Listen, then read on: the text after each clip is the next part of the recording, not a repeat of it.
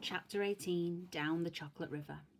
Off we go, cried Mr. Wonka. Hurry up, everybody. Follow me to the next room. And please don't worry about Augustus Gloop. He's bound to come out in the wash. They always do. We shall have to make the next part of the journey by boat. Here she comes. Look. A steamy mist was rising up now from the great warm chocolate river. And out of the mist there appeared a suddenly most fantastic pink boat. It was a large open rowboat with a tall front and a tall back, like a Viking boat of old, and it was such a shining, sparkling, glistening pink colour that the whole thing looked as though it were made of bright pink glass. There were so many oars on either side of it, and as the boat came closer, the watchers on the riverbank could see that the oars were being pulled by masses of Oompa Loompas, at least 10 of them to each oar. "This is my private yacht," cried Mr. Wonka, beaming with pleasure. "I made her by hollowing out an enormous boiled sweet. Isn't she beautiful? See how she comes cutting through the river. Gleaming pink boiled sweet boat glided up to the riverbank. 100 Oompa Loompas rested on their oars and stared up at the visitors. Then suddenly, for some reason best known to themselves, they all burst into shrieks of laughter. "What's so funny?" asked Violet Beauregard. "Oh, don't worry about them," cried Mr. Wonka. "They're always laughing. They think everything's a colossal joke. Jump into the boat, all of you. Come on, hurry up." As soon as everyone was safely in, the Oompa Loompas pushed the boat away from the bank and began to row swiftly downriver. "Hey there, Mike TV," shouted Mr. Wonka. "Please do not lick the boat with your tongue. It'll only make it sticky." "Daddy," said Veruca Salt, "I want a boat like this. I want you to buy me a big, pink, boiled sweet boat, exactly like Mr. Wonka's. And I want lots of Oompa Loompas to row me about, and I want a chocolate river, and I want... "She wants a good kick in the pants," whispered Grandpa Joe to Charlie. The old man was sitting in the back of the boat, and little Charlie Bucket was right beside him. Charlie was holding tightly onto his grandfather's bony hand. He was in a whirl of excitement. Everything he'd seen so far, the great chocolate river, the waterfall, the huge sucking pipes, the minty sugar meadows, the Oompa Loompas, the beautiful pink boat, and most of all, Mr. Willy Wonka himself, had been so astonishing that he began to wonder... whether there could possibly be any more astonishments left. Where were they going now? What were they going to see? And what in the world was going to happen in the next room? "Isn't it marvellous?" said Grandpa Joe, grinning at Charlie. Charlie nodded and smiled up at the old man. Suddenly, Mr. Wonka, who was sitting on Charlie's other side, reached down into the bottom of the boat, picked up a large mug, dipped it into the river, and filled it with chocolate. Handed it to Charlie. "Drink this," he said. "It'll do you good. You look starved to death." Then Mr. Wonka filled a second mug and gave it to Grandpa Joe.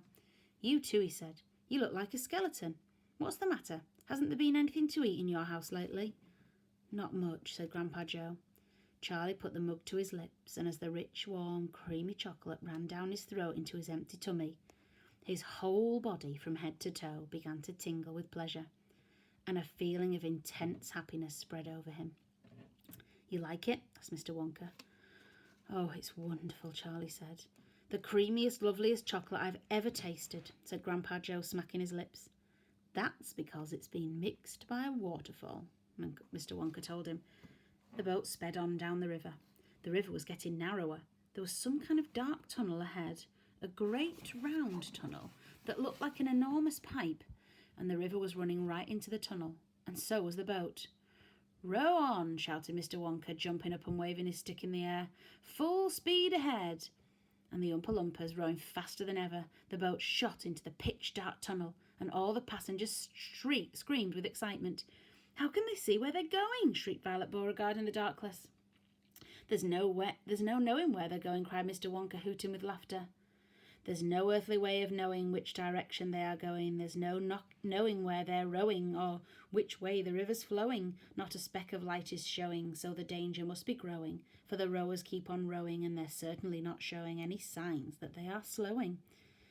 "He's off his rocker," shouted one of the fathers aghast, and the other parents joined in the chorus, frightened, shouting. "He's crazy," they shouted. "He's balmy, he's nutty, he's screwy, he's batty, he's dippy, he's dotty. He's daffy, he's goofy, he's beany, he's buggy, he's wacky, he's loony." "No, he's not," said Grandpa Joe. "Switch on the lights," shouted Mr. Wonka. And suddenly on came the lights, and the whole tunnel was brilliantly lit up. and Charlie could see that they were indeed inside a gigantic pipe, and the grey upward curving walls of the pipe were pure white and spotlessly clean. The river of chocolate was flowing very fast inside the pipe, and the Oompa Loompas were rowing like mad. The boat was rocketing along at a furious pace. Mr. Wonka was jumping up and down in the back of the boat and calling the rowers to row faster and faster still. He seemed to love the sensation of whizzing through a white tunnel in a pink boat on a chocolate river. And he clapped his hands and laughed as they kept glancing at his passengers to see if they were enjoying it as much as he. "Look, Grandpa," cried Charlie, "there's a door in the wall." It was a green door, and it was set into the wall of the tunnel just above the level of the river. And as they flashed past it, there was just enough time to read writing on the door. "Storeroom number 54. It said, "All the creams, dairy cream, whipped cream, violet cream, coffee cream, pineapple cream, vanilla cream, and hair cream." "Hair cream?" cried Mike TV. "You don't use hair cream." "Row on," shouted Mr. Wonka. "There's no time to answer silly questions." They streaked past the black door. "Store number 71, it said. "Whips, all shapes and sizes."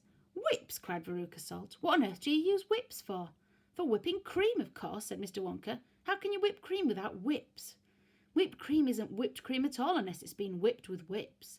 Just a poached egg isn't a poached egg unless it's been stolen from the woods in the dead of night. Row on, please."